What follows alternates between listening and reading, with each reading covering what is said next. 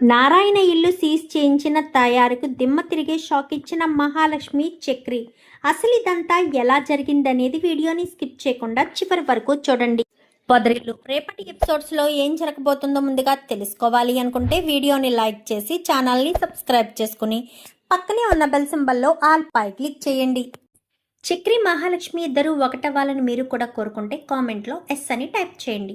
మొత్తం ఇది చూసుకున్నట్లయితే గనుక ఇంకా గాయత్రిని అతని భర్త వినోద్ని ఇద్దరిని కూడా భోజనానికి పిలుస్తాడు మాధవైతే.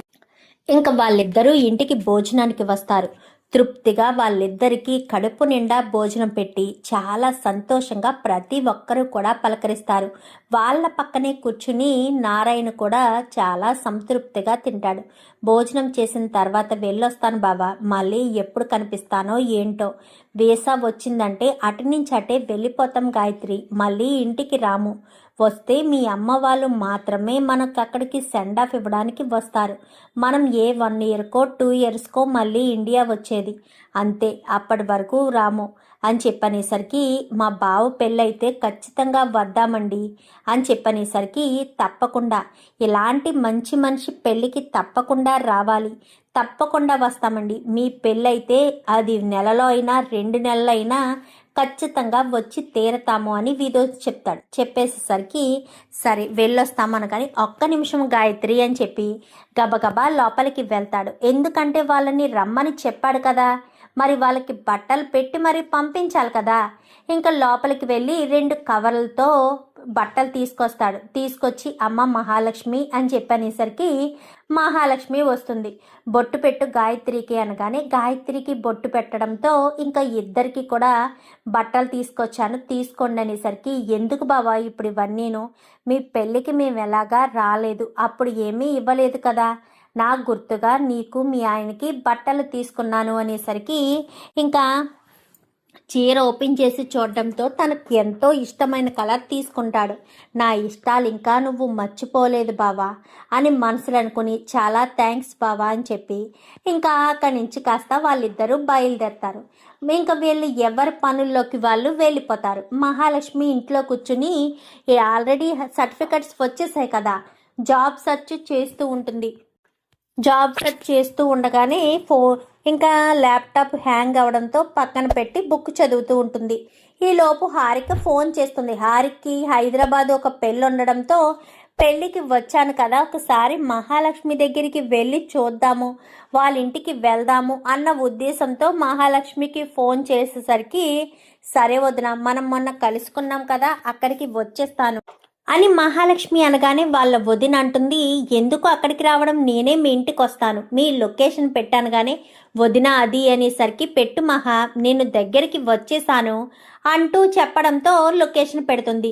ఇంకా హడావిడిగా బయటకు వచ్చేసరికి కన్నా కన్నా అనగానే ఏమైంది వదిన, ఎందుకంత కంగారు పడుతున్నావు, మా వదిన ఇక్కడికి వస్తానంటుంది. ఏంటి ఇక్కడికా, అప్పుడు మనం ఉంటున్న పరిస్థితి చూస్తే మీ వదిన ఊరుకుంటుందా, నిన్నిక్కడి నుంచి తీసుకువెళ్ళిపోతుందేమో కదా అనగానే అవును, ఈ ఇంటిని చూస్తే అస్సలు ఊరుకోదు, ఏంటో ఈ ఇంటి పరిస్థితి అని ఇంకా అనుకుంటూ ఉండగానే ఈలోపు కారు వచ్చేసింది. ఈలోపు మాధవ్ కూడా వస్తాడు.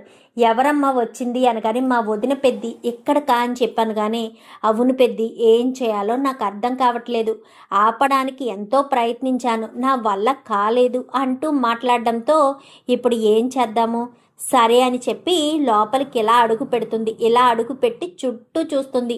చుట్టూ చూడడంతో తను అంటే వాళ్ళు ఉన్నది పెద్ద పెద్ద బిల్డింగ్స్లో కదా, ఈ ఇల్లు చాలా చిన్నది, పైగా పాడు పడిపోయినట్టు ఉంటుంది.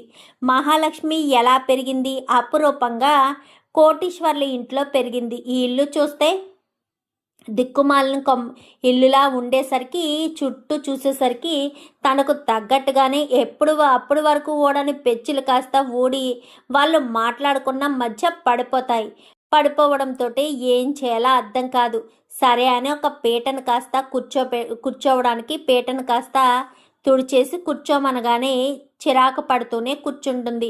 మహా వాష్రూమ్కి వెళ్ళాలి అనగానే వాష్రూమ్కి వెళ్ళేసరికి వాష్రూమ్ నిండా బూజులుంటాయి, పైగా పైనుంచి పెచ్చులు కూడా పడిపోతూ ఉంటాయి. చాలా భయంకరంగా ఉంటుంది వాష్రూమ్.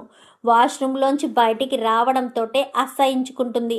ఇంకా అక్కడి నుంచి భోజనం దగ్గర కూర్చునేసరికి ఆ గది అంతా చూసి, ఆ భోజనం అంతా చూసి, ఏంటి మహా ఏంటిదంతా, నువ్విక్కడ ఉండడం కరెక్ట్ కాదు, నా ఫ్రెండ్ రూమ్ ఉంది కదా, నా ఫ్రెండ్ రూమ్కి షిఫ్ట్ అయిపోమని చెప్పాను కదా, మరి ఇక్కడే ఉంటానంటావేంటి, ఎలాంటి చోట నువ్వు ఉండగలవా?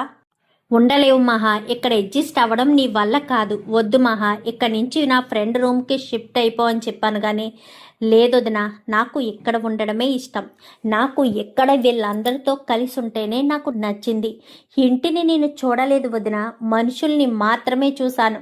నువ్వు ఇప్పుడు వచ్చావు కాబట్టి ఇంటిని చూసి ఇలా మాట్లాడుతున్నావు. వీళ్ళ మనసుల్లో ప్రేమ కల్మషం లేని అభిమానం చూస్తే నేను ఇక్కడ ఉండడమే నాకు ఇష్టం వదిన, నన్ను ఇబ్బంది పెట్టద్దు అని చెప్పనేసరికి, చూడు మహా, నువ్విక్కడ ఉండడం అంత సేఫ్ కాదని నా మనసు కనిపిస్తుంది.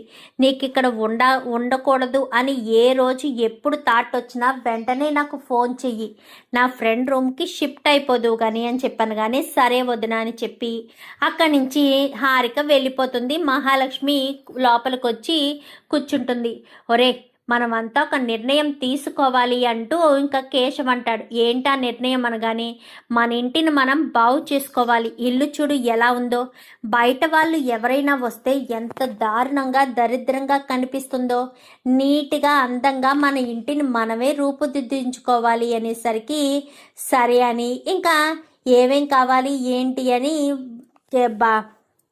మాధవ్ని అడిగేసరికి అవి ఇవి ఇవి అవి అని అన్నీ చెప్తాడు. మొత్తం అన్నీ కూడా మార్చాలి అని ఫిక్స్ అయిపోతారు. కొత్త ఇంట్లో తలతల మెరిసేటట్టు చెయ్యాలి అని ఫిక్స్ అయిపోతారు. వాష్రూమ్ కూడా కట్టించాలి, మంచి వాష్రూమ్ కట్టించాలి అని ఇంటి బాగు చేయించడానికి ఫిక్స్ అయిపోయి సిమెంట్ బస్తాలు అవి తెచ్చుకుంటూ ఉండగా వీళ్ళు చూసేస్తారు. ఏంటి బస్తాలన్నీ మీ దాంట్లో వేశారు, అసలు ఏంటిదంతా ఏం చేస్తున్నారు అనగానే, మా ఇంటిని మేము బాగు చేసుకుంటున్నాము, కొత్తగా ఒక బాత్రూమ్ కట్టించుకోవాలనుకుంటున్నాము, మీకేంటి అభ్యంతరం అని చెప్పి ఇంకా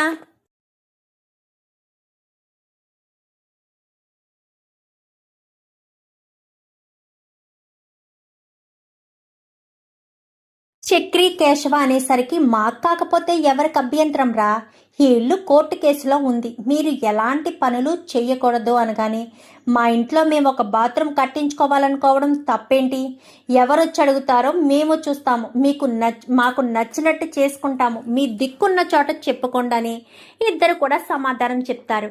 ఇంకా పురుషోత్తం ఇటు రామనయ్య తాయారు ముగ్గురు కూడా బయలుదేరి పోలీస్ స్టేషన్కి వెళ్తారు. ఇది కోర్టు కేసులో నడుస్తున్న ఇల్లు, ఇప్పుడు వీళ్ళు బాత్రూమ్ కట్టాలి అని ఇల్లు మరమ్మతులు చేస్తున్నారు అంటూ కంప్లైంట్ ఇవ్వడంతో పోలీసులు కాస్త వచ్చేస్తారు. ఏంటిది, ఇల్లు గొడవలో ఉందని తెలుసు కదా, మరమ్మతులు చెయ్యకూడదని తెలుసు కదా, మరి ఎందుకు కడుతున్నారు అనగానే, ఇన్ని రోజులు మా ఇంట్లో ఆడపిల్ల లేదండి, ఇప్పుడు ఒక ఆడపిల్ల వచ్చింది, తను వాష్రూమ్కి వెళ్ళాలన్నా దేనికి వెళ్ళాలన్నా ఇబ్బంది పడుతుంది, తన కోసం మేము ఒక బాత్రూమ్ కూడా కట్టకూడదా, ఇదెక్కడ న్యాయం, ఇదెక్కడ రూలు అంటూ మాధవ మాట్లాడేసరికి, చూడండి ఇది ఇల్లు ఇది కోర్టు కేసులో ఉంది కాబట్టి కోర్టు కేసులో ఉన్నప్పుడు మీరు ఏ చిన్న పుల్ల ముక్క కూడా బయటికి తీయడానికి వీల్లేదు, మీరు చట్టాన్ని అధిగమించి ఇల్లు రీమోడలింగ్ చేయడానికి పూనుకున్నారు కాబట్టి ఇంటిని సీజ్ చేస్తున్నాము అని చెప్పి మీరు తక్షణమే ఇంట్లో వస్తువులు ఇంట్లోనే ఉంచి మీ బట్టలు మాత్రం తీసుకుని బయటికి వచ్చేసేయండి అనేసరికి, అది కాదు సార్ అని చెప్పాను కానీ మా డ్యూటీ మమ్మల్ని చేయనివ్వండి, లేదంటే మేము మ్యాన్ హ్యాండలింగ్ చేయాల్సిన పరిస్థితి వస్తుందనేసరికి, సరే చక్రి వెళ్ళండిరా మీ బట్టలు తెచ్చుకున్నాను కానీ అందరూ కూడా బట్టలు తెచ్చుకుని రోడ్డు మీద నిలబడిపోతారు. వీళ్ళంతా కూడా నవ్వుతూ ఉంటారు వీళ్ళ ముగ్గురు.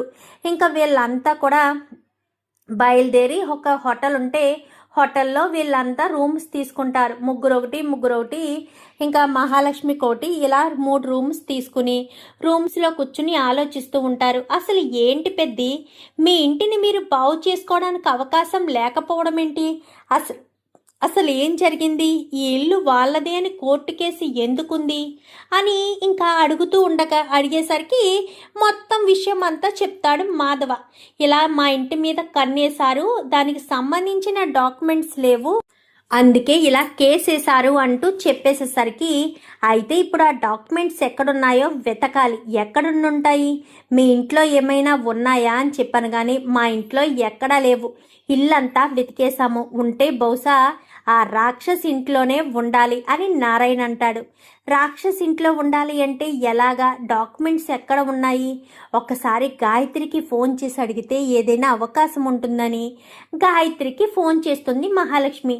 చెప్పు మహాలక్ష్మి అనగానే, నాకు ఒక హెల్ప్ చేయాలి, చేస్తావనగానే చెప్పు అనేసరికి, మీ ఇంట్లో ఎప్పుడైనా సరే వీళ్ళింటికి సంబంధించిన డాక్యుమెంట్స్ ఎక్కడైనా చూసావా? పోనీ మీ అమ్మ వాళ్ళు ఎక్కడైనా సీక్రెట్గా డాక్యుమెంట్స్ దాచిపెట్టడం ఏమైనా గమనించావా అనగానే, నువ్వు అంటుంటే గుర్తొస్తుంది, ఒకసారి వాళ్ళ ముగ్గురు ఏయో పేపర్స్ చూసుకుంటూ మాట్లాడుకుని నవ్వుకున్నారు. ఆ తర్వాత ఆ డాక్యుమెంట్స్ తీసుకెళ్ళి ఒక చోట దాచిపెట్టారు అనేసరికి, ఎక్కడ అనగానే, బీరువాలో మా అమ్మ బట్టల కింద దాచిపెట్టింది. ఆ తాళాలు మా అమ్మ దగ్గరే ఉంటాయి. నేనిప్పుడు రావడానికి కూడా లేదు. ఒకవేళ నేను వచ్చినా అనుమానం వస్తుంది అనేసరికి, నేను చూసుకుంటాను అని చెప్పి ఫోన్ పెట్టేస్తుంది మహాలక్ష్మి. ఏంటి ఎక్కడున్నాయో ఏమైనా చెప్పిందా అనగానే చెప్పింది. వాళ్ళమ్మ తలగడి కింద ఉండే బీరువా తాళాల్లో వాళ్ళమ్మ బట్టల కింద ఏయో డాక్యుమెంట్స్ ఉన్నాయంట. అవి చూసుకుని వాళ్ళు నవ్వుకున్నారంట. మరి ఆ డాక్యుమెంట్స్ ఏంటో నాకు తెలీదు, నేను చూడలేదు అని చెప్తుంది. బహుశా ఏ డాక్యుమెంట్స్ అయ్యుంటాయి అనేసరికి, ఇప్పుడు అవన్నీ ఎందుకు, ఇప్పుడు వదిలేండ్రా, మళ్ళీ గొడవని పెద్ద చెయ్యొద్దు అనగాని, ఏంటి పెద్ది, మనం ఆ ఇంటిని వదిలేసి బయట హోటల్లో ఉన్నాం, ఆ విషయం మర్చిపోయారా ఏంటి? అది గుర్తుకొచ్చినా కానీ మన ఆస్తిని మనం సొంతం చేసుకోవాలి కదా. మంచి లాయర్తో మాట్లాడదామని చెప్పి లాయర్ దగ్గరికి వెళ్తారు. ఎందుకంటే పెద్ద దొంగతనం చెయ్యొద్దు అది ఇదని చెప్పాడు కదా. సో ఆ ఉద్దేశంతో వెళ్ళేసరికి ఇంకా లాయర్ ఏమంటుందంటే, మేడం మీరు చెప్పిందంతా నాకు అర్థమైంది, కానీ శాసనం అంటూ ఒకటి ఉంటుంది, ఆ శాసనం ఏంటో తెలియాలి, అది తెలిస్తేనే ఏదైనా చెయ్యగలమని చెప్పి మాట్లాడడంతో సరే అని బయటకు వచ్చేస్తారు. చూసావా పెద్ది, ఆవిడ కూడా డాక్యుమెంట్స్ ఉంటేనే ఏదైనా చేయగలమంటుంది. నేను చక్రి అక్కడికి వెళ్తాము, ఆ ఇంట్లో డాక్యుమెంట్స్ ఉన్నాయో లేవో చూసి తీసుకొచ్చేస్తాము. అసలు ఎక్కడ ఉండవలసిన డాక్యుమెంట్స్ వాళ్ళ ఇంట్లో ఉంచుకోవడం ఏంటి? ఒరిజినల్ డాక్యుమెంట్స్ వాళ్ళ ఇంట్లో ఉన్నాయి అంటే ఈ లిటిగేషన్ ఏదో తేడాగా ఉంది, కావాలనే వాళ్ళు కోర్టు కేసు వేశారని క్లియర్గా అర్థమవుతుంది పెద్ది. అందుకే మనం ఏదేమైనా సరే ఈ కోర్టు కేసులో గెలిచి తీరాలి. మన ఇంటిని మనం సొంతం చేసుకుని వాళ్ళ కళ్ళ ముందే ఇంటిని బాగు చేసుకోవాలి పెద్ది. ఇంకా మీరేం ఆలోచించకండి. మీ అమ్మవ తిరిగి నా ఇంట్లో మీకు ఉండాలని లేదా? ఇప్పుడు ఆ ఇంటిని బందీగా తాళాలు వేసి కట్టి పడేస్తే మీరు సంతోషంగా ఉంటారా? మనకు మన ఇంట్లో ఉండే స్వేచ్ఛ ఇక్కడ ఉంటుందా పెద్ది? ఒక్కసారి ఆలోచించండి అనేసరికి, సరే మీ ఇష్టం అమ్మా అని చెప్పనేసరికి, ఇంకా ఆ రోజు రాత్రికే ఇంకా చక్రి మహాలక్ష్మి ఇద్దరు కూడా వెళ్తారు. ఆ బయట కేశవ ఇటు కన్నా ఇద్దరు వెయిట్ చేస్తూ ఉంటారు. ఇద్దరు లోపలికి వెళ్ళి ఇంకా అంతా కూడా చూస్తారు. తలగడి కింద తాళాలు ఉంటాయి. తాళాలు ఉండేసరికి వస్తూ చిన్న మొక్కను తీసుకొస్తారు. ఆ మొక్క ముక్కు దగ్గర పెట్టుకుంటే మత్తు వస్తుందంట. ఆ మొక్కను తీసుకొస్తాడు చక్రి. అయితే వెంటనే ఆ మొక్కను ముక్కు దగ్గర పెట్టుకోవడంతో మత్తులోకి వెళ్ళిపోతుంది తాయారు. తన తలగడి కింద చెయ్యి పెట్టి మహాలక్ష్మిని తాళాలు తీయమంటాడు. తాళాలు తీయమనడంతో తాళాలు తీస్తుంది మొత్తం అంతా వెతుకుతారు, ఎక్కడా కనిపించవు. బట్టల అడుగును ఉన్నది అని చెప్పారు కదా, బట్టల అడుగును వెతికేసరికి బట్టల అడుగును కూడా ఉండదు. ఇదేంటి, గాయత్రి బట్టల కింద ఉంది అని చెప్పింది కదా, మరి కనిపించట్లేదేంటి అనగానే, మా మావయ్య బట్టల కింద చూడు అని చెప్పనేసరికి వాళ్ళ మావయ్య బట్టల కింద చూస్తే బట్టల కింద వెనక్కి ఉంటాయి డాక్యుమెంట్స్ దొరికాయి. మరి అవో ఇవో కాదో చూడాలి అని చూసేసరికి ఇవే డాక్యుమెంట్స్. ఆ ఇల్లు మీ నాన్న పేరు మీదే ఉంది పెద్ది చక్రి అని చెప్పనేసరికి, ఏంటి మా నాన్న పేరు మీదే ఉందా? మరి డాక్యుమెంట్స్ లేకే ఇన్ని రోజులు ఆ కేసు అలా కోర్టులో ఉండిపోయింది. ఈ డాక్యుమెంట్స్ ఇచ్చి లాయర్ని వాదిస్తే ఇంకా మనకు ఆ ఇల్లు వచ్చేస్తుంది అనేసరికి, సరే అని ఆ డాక్యుమెంట్స్ తీసుకుని సరాసరి ఇంటికి వచ్చేస్తారు. చూడండి ఇవేనా అని చెప్పాను, కానీ అవును ఇవే. అది ఎప్పుడు తీసుకెళ్ళాలి ఇంట్లో దాచేసుకుందో దొంగముండ. దానికి ఇచ్చిన ఇల్లు సరిపోలేదని నా ఇంటిని కూడా సొంతం చేసుకోవడం కోసం చూసావమ్మ మహాలక్ష్మి, డాక్యుమెంట్స్ తీసుకెళ్ళి ఎంతలా దాన్ని దాచిపెట్టుకుందో, అది ఎంత దుర్మార్గురాలో చూసావా అంటూ మాట్లాడేసరికి అవును పెద్ది నిజమే, అవును మీరు చెప్పింది నిజమే అంటూ ఇంకా మహాలక్ష్మి మాట్లాడుతుంది. వెంటనే మనం లాయర్ దగ్గరికి వెళ్ళాలి. రేపు ఉదయం 10 గంటలకే మనం లాయర్ దగ్గరికి వెళ్ళి ఈ ఆస్తి కాగితాలు మీ పేరు మీదే ఉన్నాయి కాబట్టి మనమే వెళ్ళాలి అనగానే సరే అని నారాయణ్ని తీసుకుని మరుసటి రోజు లాయర్ దగ్గరికి వెళ్తారు. ఇదిగోండి మేడం, మీరు అడిగిన డాక్యుమెంట్స్ ఇవేనో కాదో చూడండి అనగానే ఇవే. ఈ డాక్యుమెంట్స్ ఇన్ని రోజులు ఎక్కడున్నాయి? ఈ డాక్యుమెంట్స్ ఉంటే ఆ ఇల్లు మీదే ఖచ్చితంగా. ఈ డాక్యుమెంట్స్ లేక ఇల్లు వాయిదా పడింది అనేసరికి ఈ డాక్యుమెంట్స్ వాళ్ళ చెల్లెలు తయారీ వాళ్ళ ఇంట్లోనే ఉన్నాయి మేడం. సరే మహాలక్ష్మి, ఇవి తీసుకెళ్ళి నేను కోర్టులో సబ్మిట్ చేస్తాను. హీరింగ్ ఎప్పుడనేది నేను మళ్ళీ చెప్తాను అనగానే సరే మేడం, వీలైనంత తొందరగా చూడండి. మేము బయట హోటల్స్లో ఉంటున్నాం మేడం అని చెప్పాను. కానీ అవునా, అయ్యో సరే నేను మాట్లాడతాను జడ్జి గారితో అని ఇంకా డాక్యుమెంట్స్ తీసుకెళ్ళి జడ్జి గారి ముందు కూర్చుంటుంది లాయర్. అయితే కూర్చునేసరికి జడ్జి గారు ఏమంటారంటే ఆ కేసును మధ్యాహ్నమే వాయిదా వేయండి అనేసరికి వెంటనే మహాలక్ష్మికి ఫోన్ చేస్తుంది. పెద్ది మధ్యాహ్నం నుంచే మహాలక్ష్మికి ఫోన్ చేయడంతో మహాలక్ష్మికి చెప్తుంది. మహాలక్ష్మి, పెద్ది మనం మధ్యాహ్నం నుంచే కోర్టుకి వెళ్ళాల్సిన పని ఉంటుంది. నువ్వు, చక్రి, నేను, మీ నాన్నగారు మనం అంతా కూడా వెళ్ళాలి. సరేనమ్మా మహాలక్ష్మి అని చెప్పి అంటాడు. అన్న తర్వాత మధ్యాహ్నం భోజనాలు చేశాక అందరూ వెళ్తారు. అందరూ వెళ్ళేసరికి కోర్టులోని లాయర్ అయితే జడ్జికి ఆ డాక్యుమెంట్స్ చూపించడంతో ఇవే కదా ఒరిజినల్ డాక్యుమెంట్స్ అని చెప్పనేసరికి ఒక్కసారిగా వీళ్ళ ముగ్గురు మొహమొహాలు చూసుకుంటారు. ఎందుకంటే ఒరిజినల్ డాక్యుమెంట్స్ వీళ్ళ దగ్గరే ఉన్నాయి కదా, సో జడ్జి గారి దగ్గరికి ఎలా వచ్చిందా అని ఆశ్చర్యపోతూ ఉంటారు. ఏంటి డాక్యుమెంట్స్లో క్లియర్గా ఉంది కదా ఆస్తి అంతా కూడా నారాయణకేనని. మరి అలాంటి తప్పుడు ఆస్తి గురించి ఎందుకు ఆలోచిస్తున్నావు? ఎందుకు ఆలోచించవలసిన అవసరం ఏముంది? అసలు ఏం చేసి ఆస్తిని కొట్టేద్దాం అనుకుంటున్నావు అంటూ ఇంకా తయారున్నాను. కానీ సార్ అని చెప్పనేసరికి ఇంకేం మాట్లాడుకో అమ్మా, ఇదన్నీ కూడా రెడీ అయిపోయాయి కదా.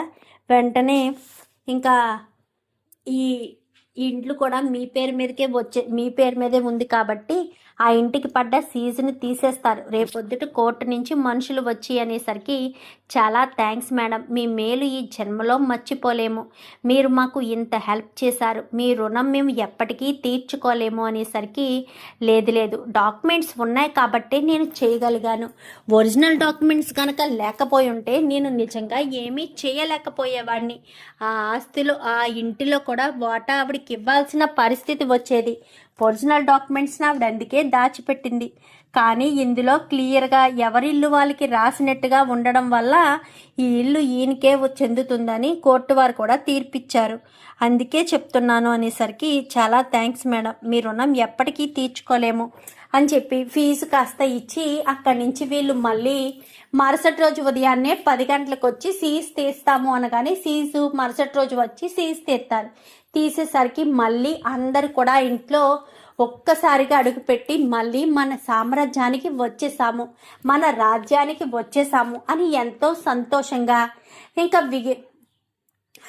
చక్రి వీళ్ళు మాట్లాడుకునేసరికి సరే ఈ వేళకి రెస్ట్ తీసుకోండి, రేపటి నుంచి మనం ఇంటిని మరమ్మతులు చేయాలి. నేను 1 వారం రోజులు సెలవు పెట్టి ఇంటి దగ్గరే ఉండి ఇంటిని మొత్తం పూర్తిగా మార్చేస్తాను. ఎక్కడెక్కడ ఏమేం ప్రాబ్లమ్స్ ఉన్నాయో అన్నీ కూడా ప్యాచ్ వర్క్ చేసి చాలా చక్కగా మళ్ళీ పెయింట్ వేసుకొని నీట్గా చేసుకోవచ్చు అని ఇంకా మాధవ చెప్పడంతో సరే అన్నయ్య అని చెప్పి అందరూ కూడా సరే అంటారు.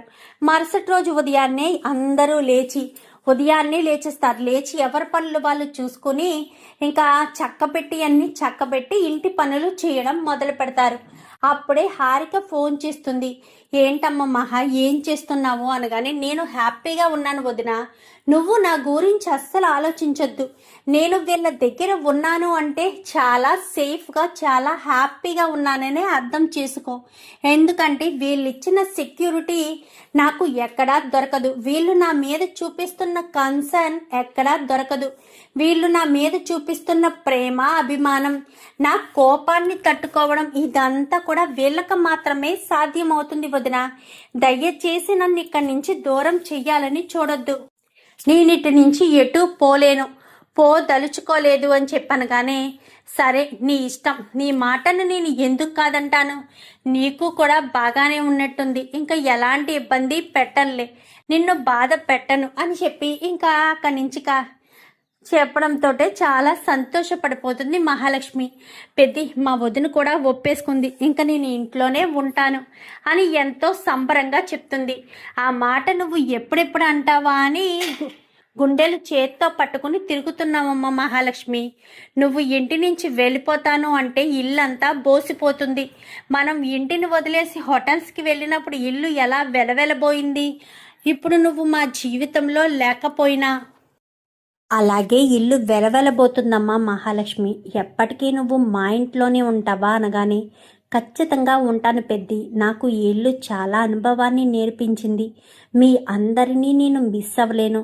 నాతో మాట్లాడడానికి భయపడే కేశవ, నన్ను చూసి భయపడే మీ నాన్నగారు, అలాగే కన్న, ప్రతి ఒక్కరూ నాకు ఎంతో బాగా నచ్చారు. నేను ఇంటిని వదిలి వెళ్తే స్వర్గాన్ని వదిలి నరకంలో అడుగు పెట్టినట్టే ఉంటుంది. ఇంతలాంటి స్వర్గం లాంటి ఇంటి నుంచి నేను వదిలి వెళ్ళలేను. ఈ ఇల్లు నాకు చాలా అనుభవాలను, చాలా జ్ఞాపకాలను పెనవేసుకునేటట్టు చేసింది. ఈ ఇంటిని నేను వదిలి పెట్టలేను అంటూ మాట్లాడేసరికి చాలా సంబరపడిపోతారు. ఇంత మాతోనే ఉండిపోతావా అని చెప్పాను. కానీ ఖచ్చితంగా ఉండిపోతాను, ఎంతో సంబరంగా ఉండిపోతాను అంటూ మాట్లాడడంతో ఇంకా చాలా సంతోషపడిపోతారు చక్రి వాళ్ళంతా కూడా. సంతోషపడిపోయేసరికి, నిజంగా ఇక్కడే ఉంటే మాకు ఎంతో సంతోషం వదిన. నువ్వు మాతో ప్రతి క్షణం మాట్లాడుతూ, మాతో గొడవ పడుతూ, మమ్మల్ని ఏదొకటి అంటూ ఉంటే మేము ఎంతగానో సంబరపడతాము. మా సంతోషం అంతా నీతోనే ఉంది వదిన. మమ్మల్ని మాత్రం ఎట్టి పరిస్థితుల్లో వదిలి వెళ్ళొద్దు అని చెప్పాను. కానీ తప్పకుండా ఇక్కడే ఉంటాను కన్నా, ఎటు వదిలి వెళ్ళను అని ఇంకా మహాలక్ష్మి చెప్తుంది. సరే సరే, పని పూర్తి చేయండి, రండి అనగానే, మీరెక్కడికి వెళ్తున్నారు అంటూ చక్రిని అడిగేసరికి, నేను ఇప్పుడే 10 నిమిషాల్లో వస్తానని చక్రి గబగబా కారు వేసుకుని ముందుకెళ్ళిపోయి తెగ సంతోషపడిపోతూ ఉంటాడు. మహాలక్ష్మి ఇక్కడే ఉంటాను అని చెప్పింది. ఇంకా శాశ్వతంగా మహాలక్ష్మిని ఇక్కడే ఉంచాల్సిన బాధ్యత నీదే స్వామి. మహాలక్ష్మికి నా మీద ప్రేమ కలిగేటట్టు చూడాల్సిన బాధ్యత మీదే. మహాలక్ష్మి నన్ను ప్రేమించాలి, భర్తగా యాక్సెప్ట్ చేయాలి, ఈ ఇంటి కోడలుగా మహాలక్ష్మి ఒప్పుకోవాలి, అదే నేను కోరుకునేది అని చెప్పి మాట్లాడేసరికి ఇంకా భగవంతుడు కూడా సైలెంట్ అయిపోతాడు. ఏంటి నాయన, ఏంటి పిచ్చి కోరికలు అనగానే, అదేంటి స్వామి, నువ్వే కదా మా ఇద్దరికి పెళ్లి చేసింది, మరి మా ఇద్దరిని భార్యాభర్తలు చేయాల్సిన బాధ్యత కూడా నీదే కదా.